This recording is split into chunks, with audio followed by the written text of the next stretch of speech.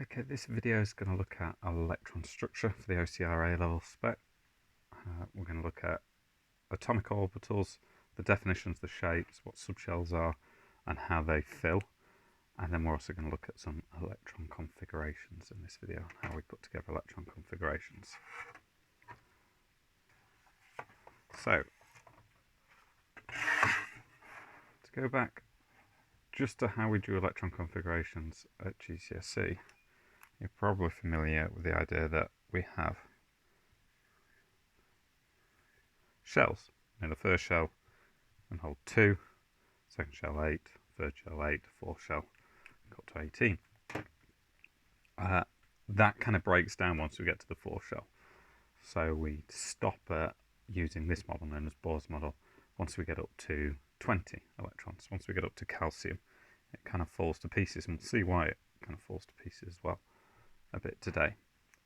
And what we can do is, if we actually have a look at these electrons, we can see the areas that they inhabit a bit better. So we get to see that they exist in orbitals. Now, an orbital is a region around the nucleus that can hold up to 2 electrons. I'm just going to add on with opposite spin.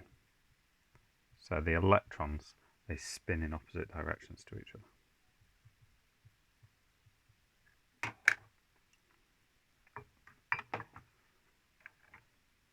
So we generally draw orbitals as just squares, and then the electrons that then go inside them, to show that they're spinning and spinning oppositely, so it's going to hold 2 electrons. We'll point one with an upward arrow, spinning one way, and one with a downward arrow to show that it's spinning the opposite way. So that's our definition. We've got different types of orbitals. So to look at, we've got s orbitals, p orbitals, d orbitals, and f orbitals, and they all have different amount of energies, and they can all, an s orbital can only hold 2, a p orbital can only hold 2, but then p orbitals we can get 3 together, whereas s we only ever get 1 orbital that's there. So the shapes next of this, you need to know the shape of an s orbital, which is a sphere, and a p orbital, which is a figure of 8. So s orbital, p orbital, d and f get even more complicated. There's lots of variations in the types of orbitals we get in the d and f ones, but the s and p are a sphere and like a figure of 8 shape as well, if you imagine it 3D. So these all go together, and orbitals make up what we call subshells. And we have the s subshell, which is just one orbital. So we just draw one square for an s subshell. So this is s. We've got the p subshell, which is made up of 3 orbitals. So we draw 3 squares together. So we can hold up to 6 electrons in a p subshell. A d subshell,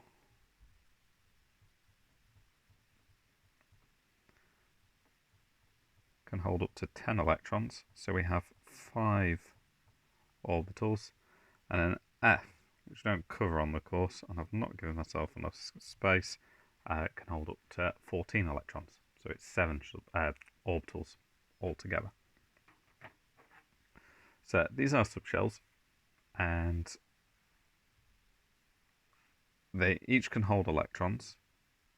When filling out subshells, so if we're filling out this p subshell, we'd put the first one in that first electron goes into the first orbital.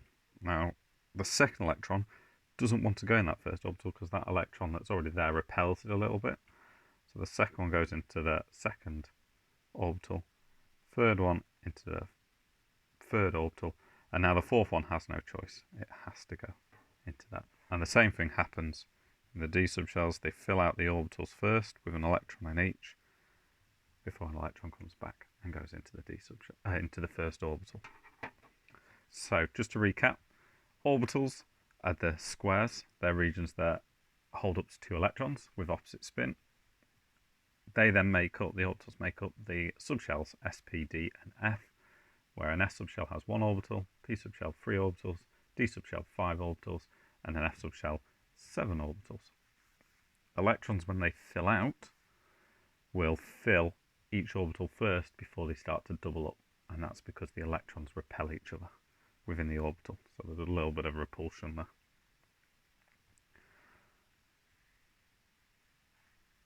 So when you did Bohr's model on GCSE, you'll have done the idea that electrons fill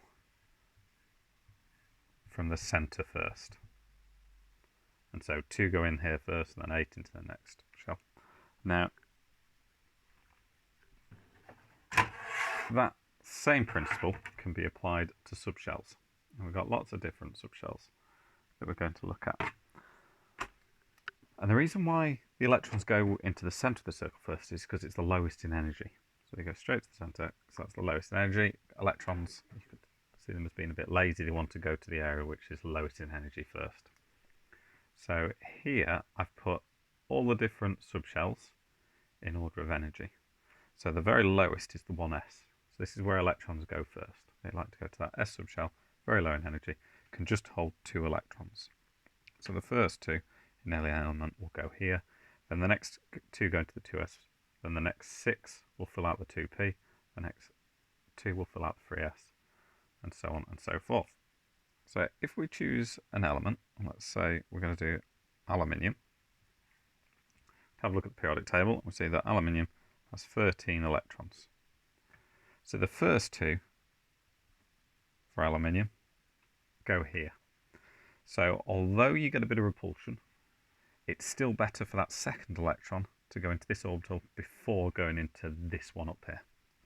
So the amount of repulsion doesn't make it great enough that it then wants to go into the next orbital. And that happens all the way through. We have to fill out all the subshells before we can go on to the next subshell. So the next 2 go up to there, so I've got 4. Now, if I go for this next one, I've still got 9 electrons left, and I can get 6 in here. The first 3 go in like this. 4th, 5th, and 6th go there. So that's me up to 10 electrons. Then 11, 12, and that's 13. And so I can write out then the electron arrangement for aluminium from this. So I just go in order of these in energy. So the 1s has 2 electrons in it. The 2s has 2 electrons in it. The 2p has 6. The 3s has 2. And the 3p, in this case, only has 1. And so this is the electron configuration for aluminium. We can do that with any element, any ion. We can put it in this order, follow this pattern through, and we're able to work out the electron configurations. This is the full electron configuration for aluminium. And that's been a little short video on electron structure.